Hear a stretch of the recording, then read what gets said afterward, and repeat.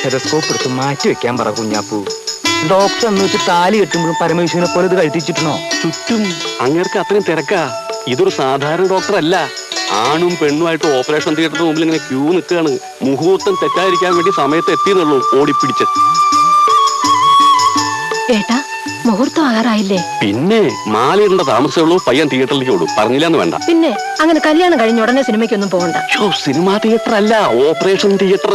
ആഹാ, പെങ്ങക്ക് ഇപ്പൊ സന്തോഷായില്ലോ. ഒരു ഡോക്ടർക്ക് തന്നെ വിലാസിനിയെ കല്യാണം കഴിപ്പിച്ചു കൊടുക്കണമെന്ന് വേലായുധം കുട്ടിയുടെ ആഗ്രഹമായിരുന്നു. അവനത് സാധിച്ചു. അവൻ വേലായുധനല്ലേ ഏട്ടാ? സാക്ഷാൽ വേലായുധൻ. എന്നിട്ട് ആ വേലായുധൻ എവിടെ?